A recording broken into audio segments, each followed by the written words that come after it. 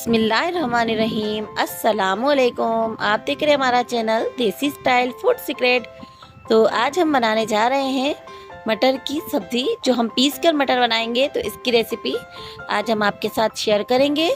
तो ये खाने में बहुत ही टेस्टी और बहुत ही लजीज लगते हैं। तो जिसने अभी तक हमारे चैनल को सब्सक्राइब नहीं किया हो तो प्लीज़ सब्सक्राइब कर लें और बेल आइकन के बटन को दबाना हरगिज़ ना भूलिएगा। इससे आने वाली हर न्यू नोटिफिकेशन आपको मिलती रहेगी। और अगर हमारी रेसिपी आपको अच्छी लगे तो इसे लाइक कीजिएगा और शेयर भी कर दीजिएगा, ताकि रेसिपी और लोगों तक भी बआसानी पहुंच सके। तो रेसिपी बनाना स्टार्ट करते हैं। बिस्मिल्लाहिर्रहमानिर्रहीम। तो इसको बनाने के लिए हमने ये 500 ग्राम मटर लिए हैं। अब इसको हम इस तरह से पीस लेंगे। इसको पानी हम बिल्कुल भी नहीं डालेंगे। आप चाहें तो इसको सिलबट्टे पर भी पीस सकते हैं। तो हम इस तरह से ग्राइंडर में डालकर इसको ग्राइंड करेंगे, लेकिन इसमें पानी बिल्कुल हमें नहीं डालना है। अगर ये नहीं पीसते हैं तो इसमें हम थोड़ा सा रोक कर इसको चमची से मिक्स कर लेंगे, ताकि हमारे आराम से पीस जाए। तो ये देखें, इस तरह से हमने इसको पीस लिया है। अब हमने एक दरमियानी साइज़ की प्याज ली है और ये देखें, इस तरह से हमने मटर को पीस लिया है। तो इसमें हमने पानी बिल्कुल भी नहीं डाला था। तो अब इसमें हम लेंगे 2 टेबलस्पून अदरक और लहसुन का पेस्ट। तो अब ये 3 से 4 टेबलस्पून भर के हमने घी ले लिया है। इसको गरम करके हम इसमें प्याज शामिल कर देंगे। तो इसको हम लाइट ब्राउन होने तक फ्राई करेंगे। तो प्लीज़ वीडियो को लास्ट तक देखिएगा, इससे आपको नई नई ट्रिक्स और टिप्स सीखने को मिलती है।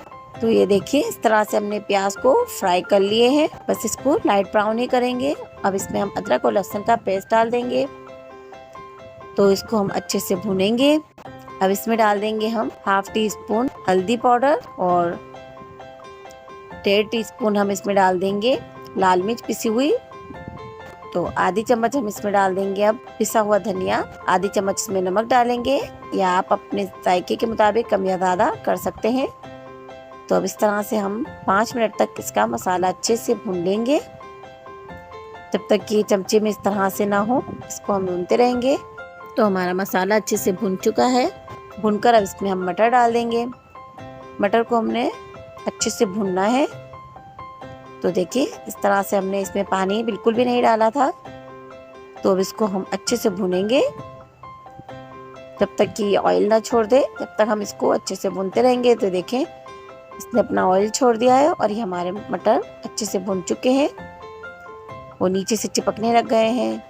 तो बस इस तरह से हमने इसको भून लिया है। ये देखें आप किस तरह हमने भुने हैं, बस इसी तरह आपको भुनना है। ये भुनने आपको बहुत ज़रूरी है, इससे टेस्ट बहुत ही बढ़िया आता है। तो अब इसमें हम आधी गिलास पानी डाल देंगे और इसको हम पकने के लिए रख देंगे। तो इसमें जब तक बॉयल नहीं आता, इसको हम हाई फ्लेम पे पकाएंगे। तो देखिए, इसमें बॉयल आ चुका है हमारे। तो अब इसको हम लो फ्लेम पे 10 से 15 मिनट तक पकाएंगे, ताकि हमारे मटर भी अच्छे से पक जाए। तो 10 से 15 मिनट तक हम ढक देंगे और इसको लो फ्लेम पर हम पकाएंगे।